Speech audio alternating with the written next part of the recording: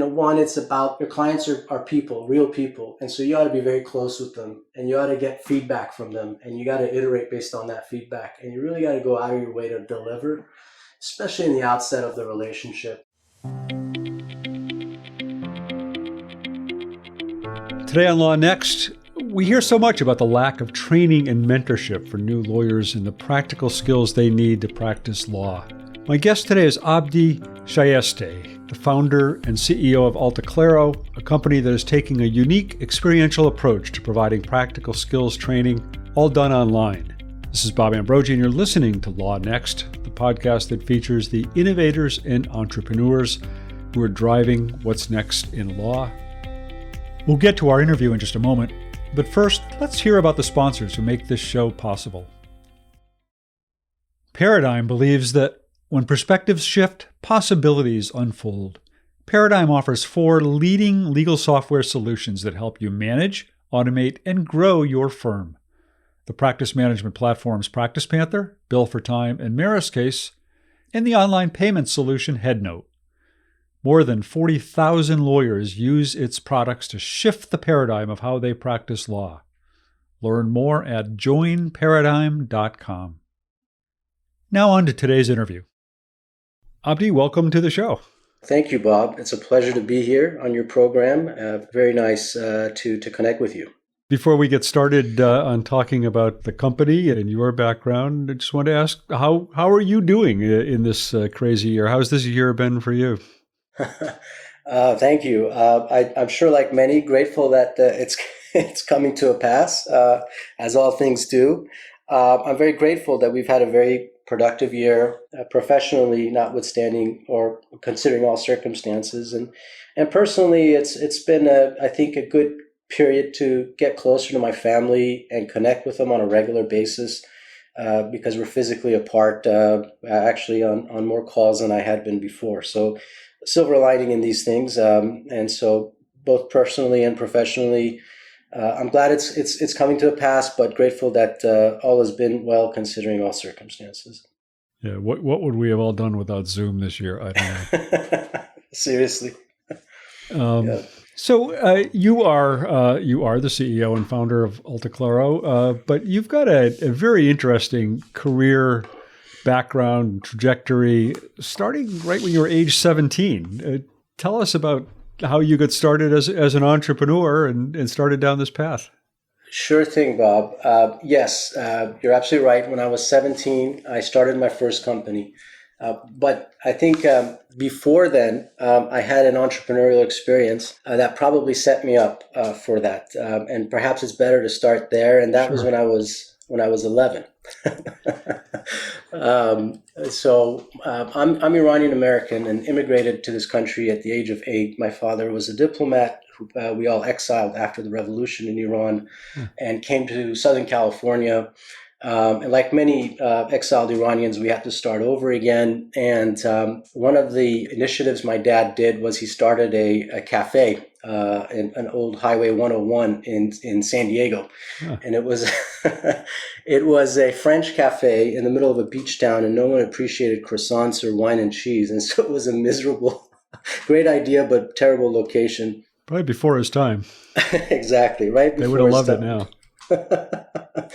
Yeah, and given our resources being limited, my mom was working, and we only had one car. She was a Montessori school teacher, and my father and I would take the bus at 5 a.m. in the morning to go up 30 minutes north to open up this shop. And it was during the summertime, and my job was to help him out. But turned out that my job was to be everything in the front, from the manager to the busboy to the waiter. My dad had a sense of pride, and he said, listen, I'm going to be in the back. I'm going to do the cooking. You be in the front, and you're in charge. So you can imagine, as an 11-year-old, it was an interesting experience, but I took it on and learned a lot from that. I mean, I would go around the area to find out what the pricing was, what other restaurants and cafes were doing, came back with the information.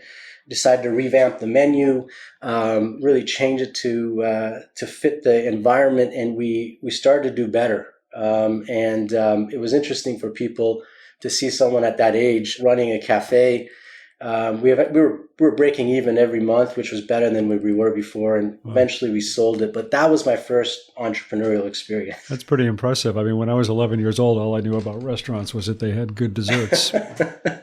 Yeah, I learned a lot about wine and cheese and desserts at that age. I remember telling my dad, school starting in September, and he said, well, why don't you put an ad out and hire somebody? And he literally meant hire somebody. And I had to interview people while he was in the back. Wow. But yes, when I started college, an interesting thing happened was that the savings my parents had for my college basically was depleted. That savings was caught in the middle of a bank scandal, the BCCI banking scandal in the late 80s.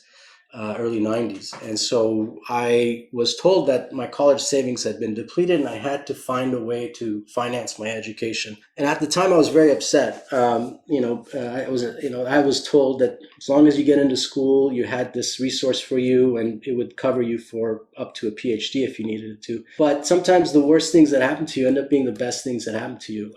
I took it on, went to school and worked bunch of odd jobs, and then I came up with an idea of creating customized T-shirts and memorabilia for fraternities, sororities, and campus events.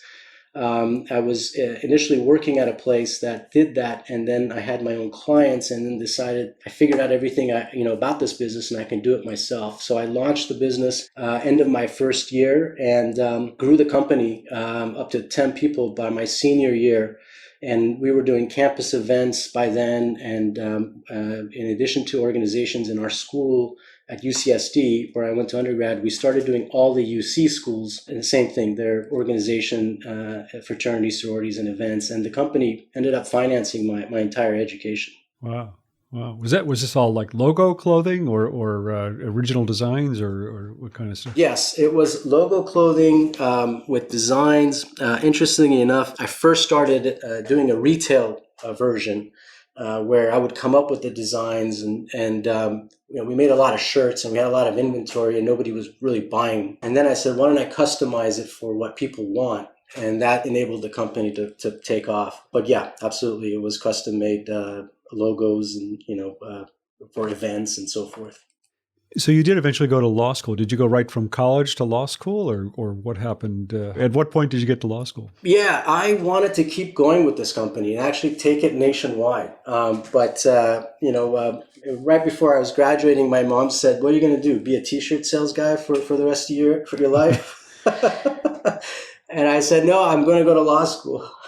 Yeah, seriously, in hindsight, I decided to sell the company and I collected royalties for 3 years. But I went to law school. I wrote the story in my law school application and got a scholarship at Santa Clara. And I picked Santa Clara because it was right in the middle of Silicon Valley, 1998. And things were really happening at that point. And I figured if I can't be the entrepreneur, I'll be the lawyer for the entrepreneur. And so I went to Santa Clara and that started my legal direction. And what did you do after you got out of law school and got your law degree? Yeah, so interestingly enough, when I graduated, by then the dot-com bubble that had emerged bursted in 2001. Yeah. Right.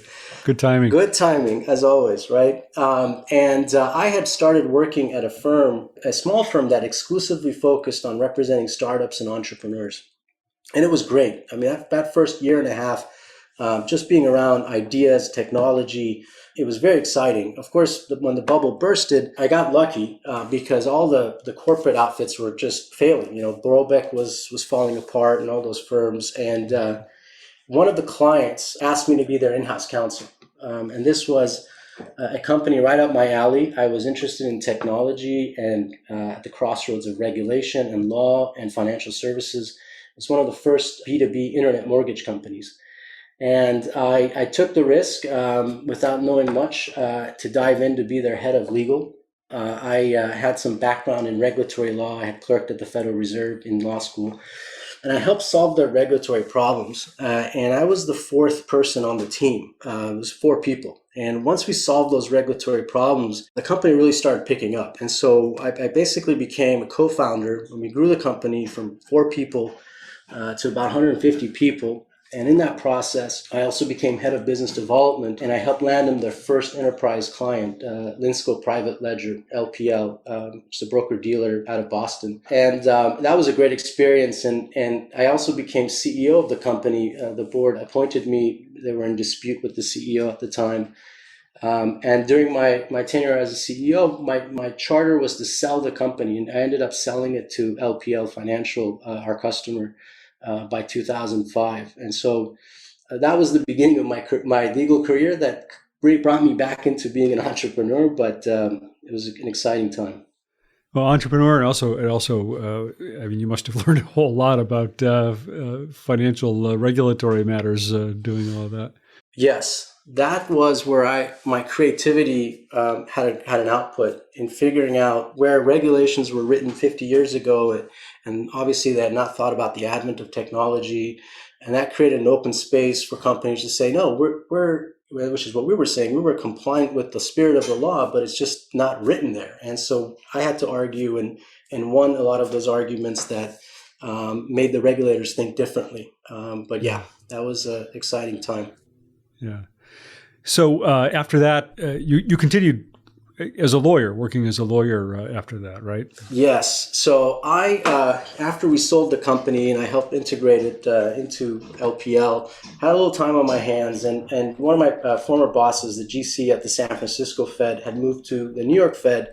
And she said, listen, why don't you come to New York Fed, come here for a couple of years, treat it like a residency. You have this interest in regulatory law and you seem to, be good at it. Just come to New York. And at that time, I was a little burned out of the startup world, having done it for 4 years in Silicon Valley. I thought this was a good break, and I came to New York. And little did I know, that started my seriousness in being a lawyer for for many years in New York. But yeah, I was at the New York Fed as a regulatory lawyer. And then I went to King & Spalding and was there for a few years. And then I went in-house as Deputy General Counsel for Bank of Tokyo Global Bank, also known as MUFG. And then you had another entrepreneurial stint before getting to AltaClaro, right? Yes. So when I turned 40, I said, I really enjoyed being a lawyer. It was intellectually stimulating for me, and I felt that I contributed a lot, but I wanted to come back to be an entrepreneur. I missed it. And I'd been involved with foreign banks and foreign investments and cross-border deals, and I partnered up with a group out of Silicon Valley that wanted to start a venture capital fund in Europe. And I essentially became the person that would, sort of parachute in, target places that we wanted to set up shop in. And basically, I was the promoter of the fund in organizing between investors and finding portfolio companies. So I did that. I lived in Barcelona for a year and a half or so. Not a bad place to live. Yeah, it was interesting to live abroad in this sort of phase in my life and see the world differently a little bit. But yeah, that's when the ideas came back to my mind about starting AltaClaro. My job was finished. My interest was just to set up the fund. I was going to come back to New York and figure out what to do next. Entrepreneur-wise was my intent, but wasn't sure what it was yet. Yeah. So what was the idea for AltaClaro? I mean, what did you see as the problem that needed to be addressed? Yeah, in my experiences in working in these different environments as a lawyer, both as a junior lawyer and as a senior lawyer, one of the biggest pain points that I saw was this ability to gain your practical skills to be at the best that you could be. And certainly that starts when you graduate from law school. Law school just teaches you how to think like a lawyer. It doesn't really teach you the practical skills like drafting, negotiating, doing due diligence, that stuff you're supposed to learn on the job. Right. And being $100,000 in debt, you show up to a firm, if you're lucky to get to a firm, because many people don't. And so how do they learn these skills? Right. But even inside a firm, they have well intentions to train you, but many things get in the way of training. It could be, senior lawyers are too busy to bill. It's infrequent, it's not formalized, or there's unconscious bias. Sometimes the same people are getting the same deals. And so, you're left out to sink or swim in many of these environments. And so that was one pain point that emerged for me. I always wished there was a place you can go kind of like you have a professional tutor for your career, similar to having a tutor in college. But that idea just sort of was in my mind. And years later, as a senior lawyer, when I was training young associates, it emerged again, because now the pain point I saw in taking time away from billing at $1,000 an hour, I had to put together programs to train associates. And as many discover in this process, teaching associates how to practice law is a lot like teaching someone how to swim. No matter how many books they read, how many seminars they attend, or how many videos they watch, they're not going to learn how to swim until they dive in. They start swimming in the shallow end with a coach that's giving them feedback on the principal techniques that they've learned. And so doing that takes a lot of time. And I saw that pain point very clear as a senior lawyer. I mean, did you have an idea in your mind of how to address this issue when you started AltaClaro, or were you still kind of exploring how you might do that? I mean, did you know what the problem was and you weren't quite sure how you're going to tackle it, or did you have an idea for how you would tackle it right from the get-go? Yeah, I knew that what we wanted to do was to leverage the best of education science and the best technology offered to create a program for teaching associates that was experiential, learning by doing something and getting feedback on it. The parameters, it started to crystallize as I started moving into it. I knew that the only way you learn is by doing a real assignment, but that costs money for the client. And so, you can't do that. It's unethical. You have to write that time off and so forth. But the other way is to do a simulated real assignment, like a mock deal, like a mock transaction. And that's to take real deal work documents, change the names and so forth, and then run people through it as if it was a real deal and give them feedback. That's what I wanted to do, but trying to figure out how to do it efficiently, leveraging technology and using data for the assessments and feedback process. That was something that I started to dive in to figure out how to do. Yeah, and I'm just curious when you talk about wanting to leverage the best of education science. I mean, you're not a PhD in education. How did you come by these ideas about what works and what doesn't work in terms of training? Was it instinct or was there some other kind of scientific basis to it?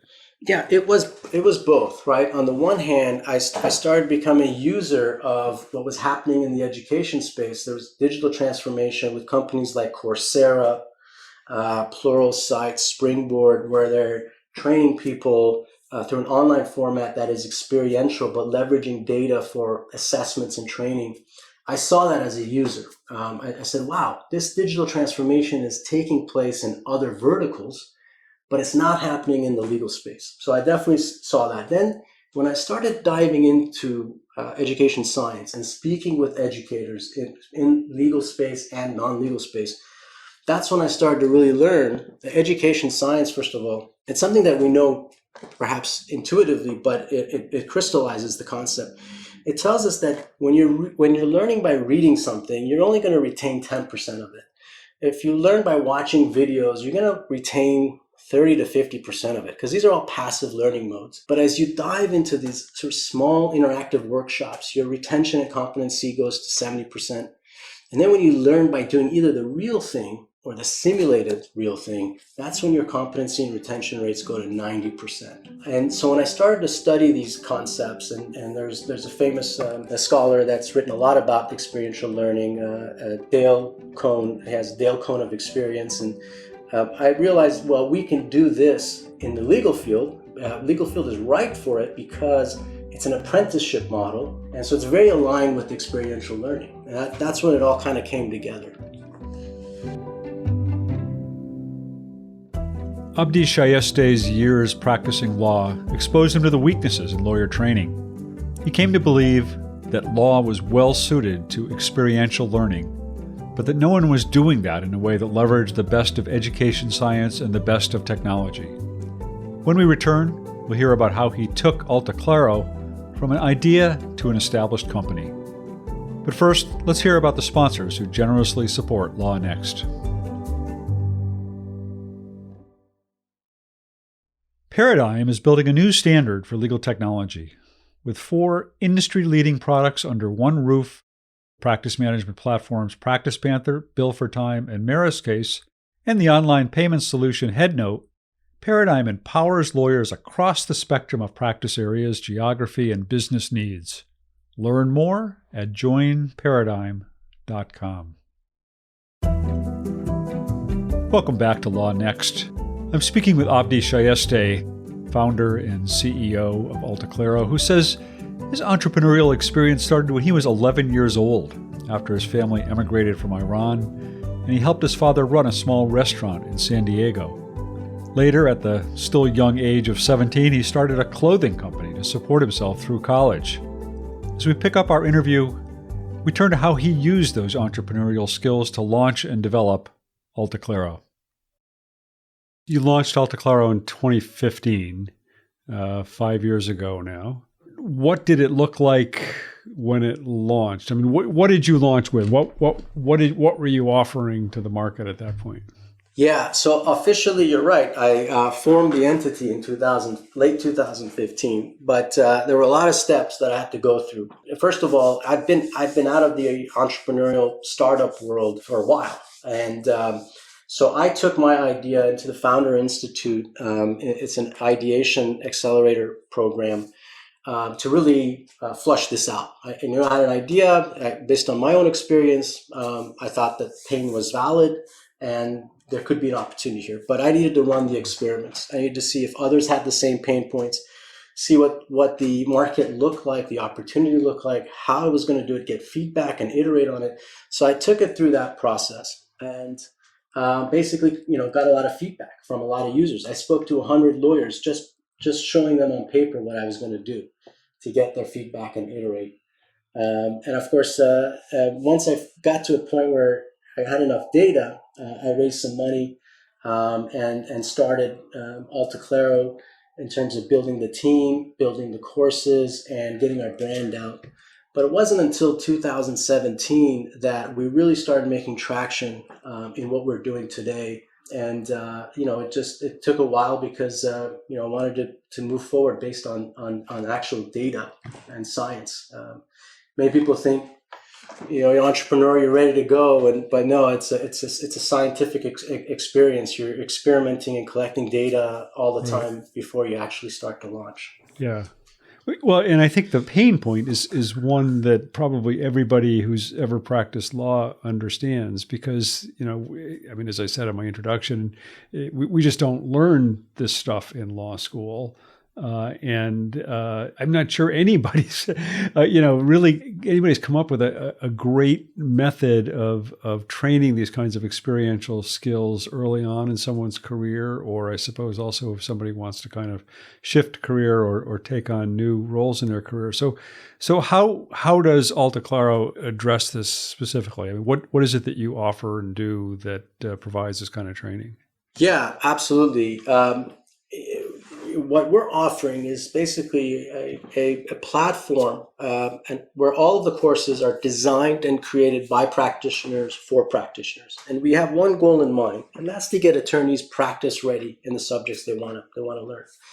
And what we mean by that is that when you go through any one of our courses, you won't just grasp the concepts or principles of things, but you actually will do work, simulated work. And you're going to get feedback on that simulated work product. And that's going to be partly automated, but also live from a vetted practitioner. It's basically simulating the work environment of an apprentice to learn by doing something. So at this phase, the company's focus is on fundamental courses in certain key areas, but we're going to expand into other practice areas and also continue down the continuum of what you ought to learn in your journey as a lawyer, whether you're in the second, third, fourth, all the way up to 10th partner level, to basically come up with a personalized learning program that's curated and where you are and where you want to go. So our programs are focusing on that. And so the people who go through your program, is it fair to call them students, or how do you describe them? Yeah, we call them learners or students. Okay. Yeah. But so they're given real deals to work on, right? I mean, they're not real in the sense of they're representing actual clients, but they're put into essentially real world scenarios. That's right. That's right. Every class, we call them master classes, have three components to it: learn, do, and review. When an associate's learning a particular subject, let's say they're learning how to draft and negotiate non-disclosure agreements. At the first phase, the learn part, they're going to watch bite-sized videos and take interactive quizzes, about an hour's worth of a module. But as we say, that's just 30% of that learning journey. The next thing that happens, the doing part, the most important part in the portal, is that you're going to get an assignment. That assignment's going to be a real world scenario. Here's your client, XYZ company. They're about to engage in this transaction. Here are all the issues you need to be aware of. Here are all the tasks you need to accomplish. Here are all the documents you need to synthesize. A memo from the client, an email from your senior lawyer, templates, forms, stuff you would normally see as an associate in your office when you're given an assignment that you have to use. And you're gonna take on that assignment. Again, it's on demand and self-paced, and work on it for a couple of hours. And once you finish that, you're gonna mark up the document, prepare it as if you're meeting with your supervising lawyer before handing it over to the client. You submit it in the portal, and that goes straight to our vetted practitioners for a scheduled live review session. And in that live review session, it's an hour. Your instructor has reviewed everyone's submissions. They have a lesson plan. Obviously, they're an expert. They have practiced for 10 years or more, but they have a roadmap on all the things that they need to cover. They're going to see what people missed, where their strengths were. In that live review session, it's designed as if you're meeting with your supervising lawyer to get feedback, ask questions, work through the different scenarios that could have emerged for this particular matter. But yeah, basically simulating that live experience you normally would get in the office. And this is pretty much transaction focused at this point, right? Yes, at this point it is, but we're building out some courses in litigation. I'll tell you about that as well.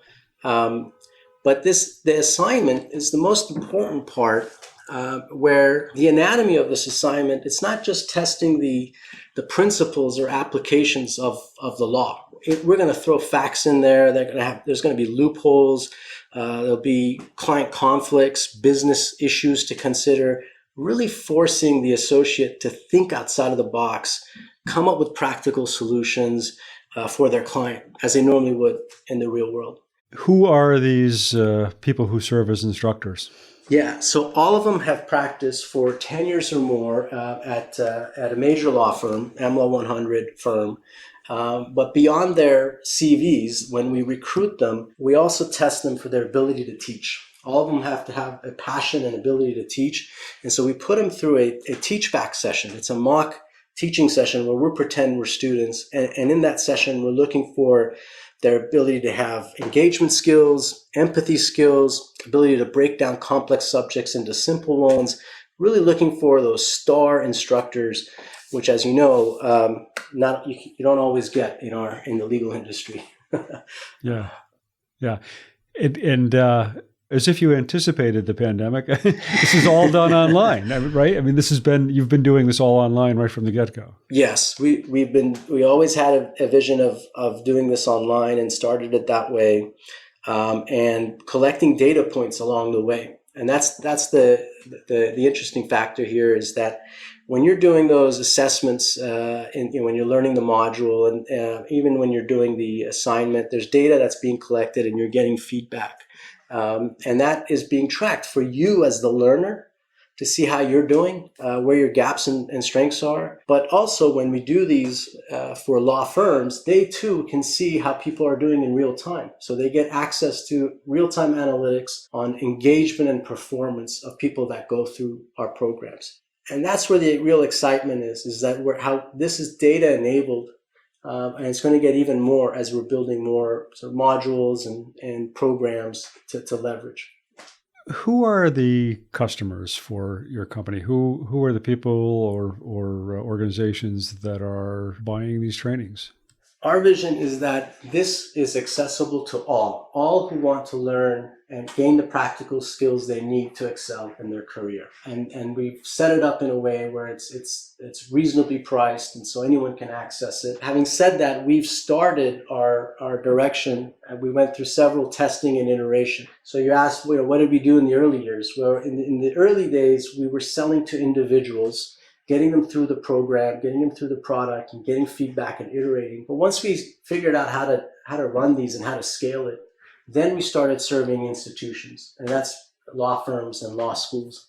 And for the last year, we've exclusively, almost primarily focused on selling our programs into law firms. And now we have over 25 law firms as clients. Half of them are firms in the AmLaw 100 to 200. They're US based. Another half are actually outside the United States. But the idea is that we're now selling to brand name established firms so that people recognize the strength of our courses. We're training associates at these big firms. And the next phase is to go back and then open it up to the public. And in that process, we have also sold our programs into law schools. So Durham University Law School in the UK, in the top 4, has integrated our programs in their curriculum. And recently in the US, we started partnering with some US law schools, all with the idea is to make this more accessible to not just folks in law firms, but everyone. And that's something that we're working on.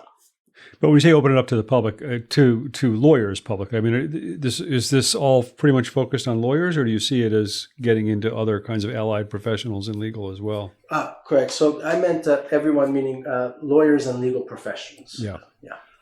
That's the idea. Yeah. And you had alluded to the fact that you're also going to be expanding into litigation. What will that look like? When is that going to happen? Yeah, right now we're building a boot camp in e-discovery, following the same principles. And we're going to continue to look at other programs that we could do in the litigation space. But, transactional space is something that we found when it came to practical skills teaching through our experiences. It's something that law school, if law schools do anything that's practical skills oriented, they'll do mock trials or moot court competitions, which is great for litigators and trial lawyers. But there's nothing equivalent for that for deal lawyers, right? The transactional lawyers. So that's why we've been, heavily focused in that side of things right now. But I think e-discovery and, other courses like investigations, courses that can lend itself well for a JD Advantage type of recent grad, we're going to start looking at those too.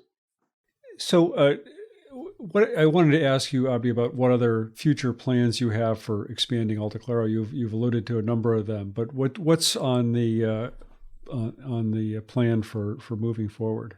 Yeah. So one of the things that we saw from the beginning, even though right now we're focusing on the technical legal skills of a lawyer, which there's a lot of work to be done there in terms of training. We really see the whole lawyer training as an area in which we're going to thrive in.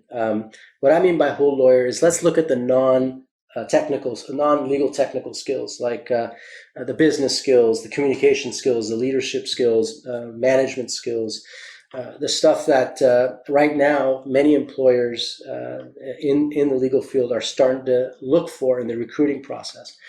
And currently, our programs have, in our fact patterns, for example, a lot of issues that touch upon each of these.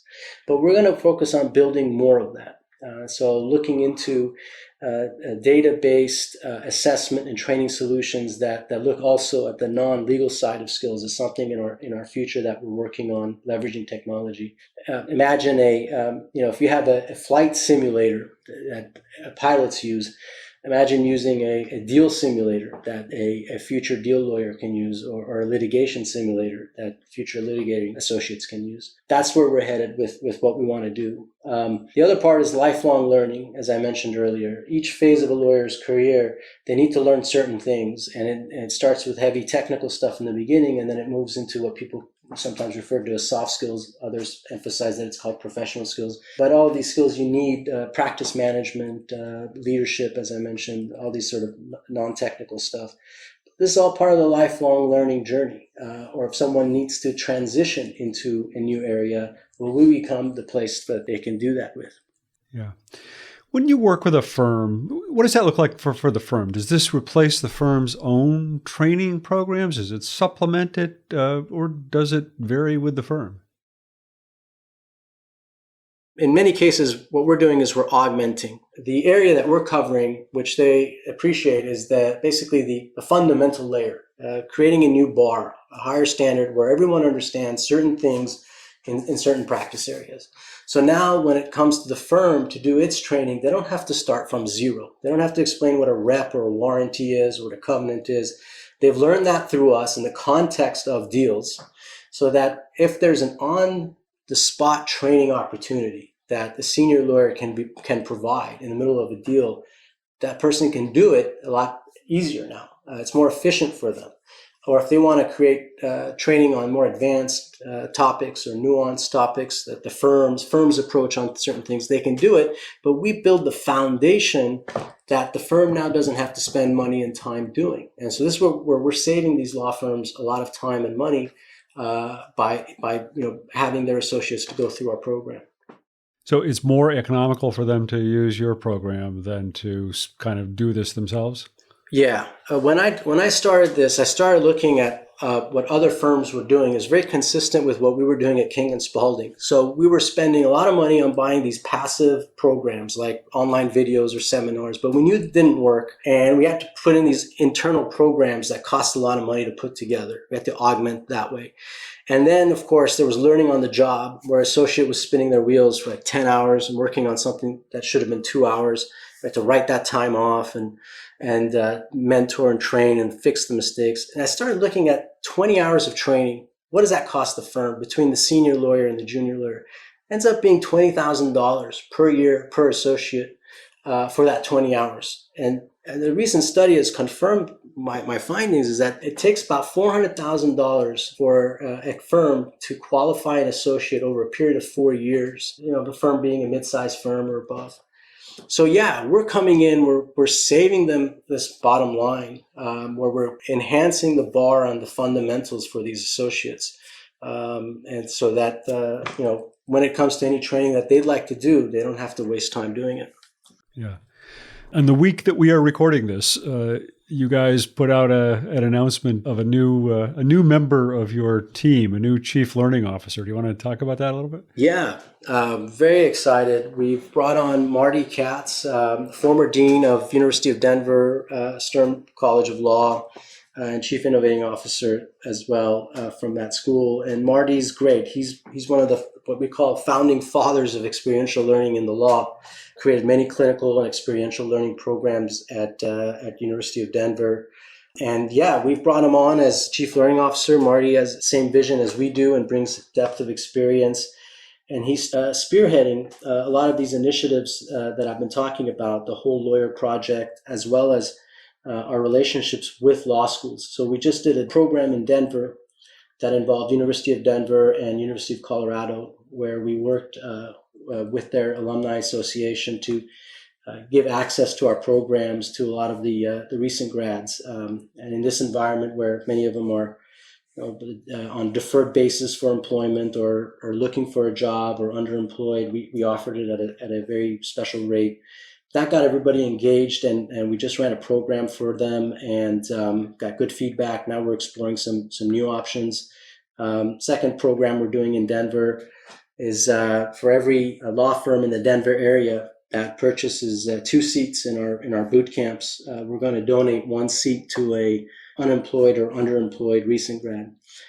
So we're starting to build relationships in these small regional communities with law schools, eventually be a pipeline between law school and practice for everyone, and connecting with employers, because employers are starting to recognize that if anybody goes through our programs, they're going to go through this rigor that gives some a level of knowledge and practical skills that they don't have to do themselves, and that it gives certainty in the hiring process.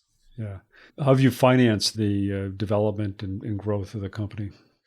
Yeah, so we have been fortunate that we raised money early on from both institutional and individual investors, On the individual side, we have former partners and current partners from major firms, as well as edtech entrepreneurs. So, for example, the former chief academic officer of Trilogy, which was acquired by 2U, was one of the biggest edtech deals in 2020, is an investor in our company. He's also an advisor. Also another entrepreneur sold his company to Chegg. So a lot of ed tech and legal background investors, but institutional wise, Larry Slabs and Invariantis Fund, that these funds invest seed stage capital in companies with a global vision like ours. So we raised that proof of concept capital, and obviously we're beyond that. We now have revenue and marquee clients. So next phase will be to raise a major round, probably sometime in 2021. I had asked you early in the interview about how this year has been for you personally. I wonder how it's been for your company. Has the fact that we've all been working from home driven demand for your programs? Yes, I started to see that. And of course, in the beginning of the pandemic, there was a lot of uncertainty about what would happen. But I started having more calls with chairs of departments and firms, and as well as legal networks that span across borders with this need to fulfill. And so we have been grateful to have seen that uptick in demand because of this. Obviously, I wish it wasn't the result of something like pandemic, but yeah, right. No, it's been strange how it has been a silver lining for I don't know if a silver lining is even the right word, but it's been interesting for a number of cloud-based companies that amid this horrible circumstance, it's driven the need and demand for the services and products that they offer. So yeah, and also familiarity. There was a time when we were running these programs. We've been using Zoom for the last 3 years. And, right. and right. You can imagine people did not know how to use Zoom. Now everybody knows how to use Zoom. Everybody knows. Yeah. Get on with your video and audio on. All the bells and whistles. We don't have to explain it anymore. So it's actually saved some of our training time. Right. Yeah. Our 90-year-old grandparents are on Zoom now. So everybody. Exactly. Yeah.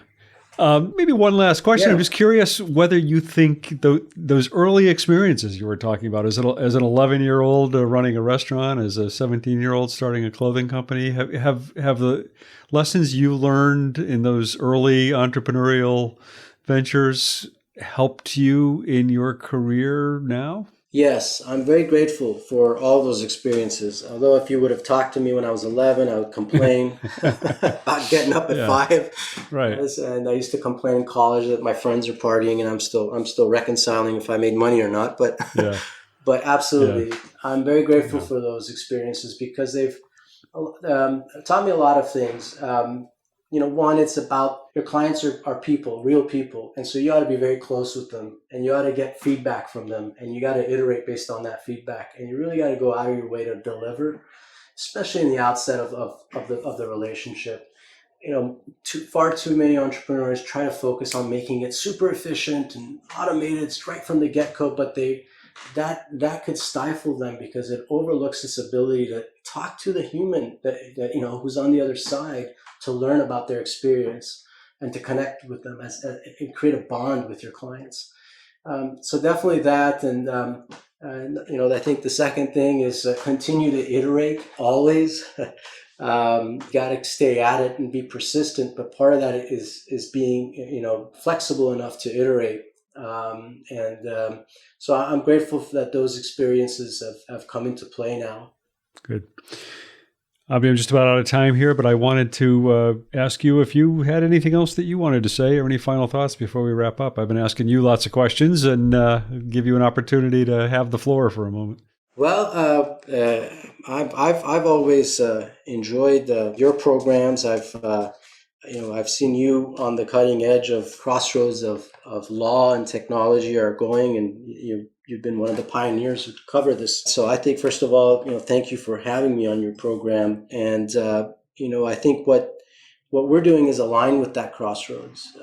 If lawyers and law firms are using technology to make their practices more efficient and better, then we're a component of that, where it's training. And so there's a lot to that still needs to be done. I think the transformation continues for us and for I think our ecosystem. So we're grateful we're right there and trying to make people really excel in what they do using our tools and technologies.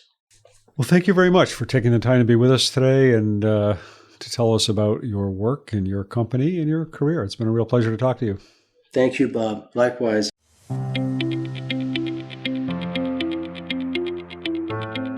Thanks to Abdi Shayesteh, founder and CEO of AltaClaro, for joining us this week on LawNext. I hope you enjoyed the show.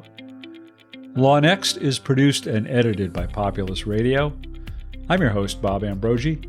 I hope you'll join us again next time for another episode of LawNext.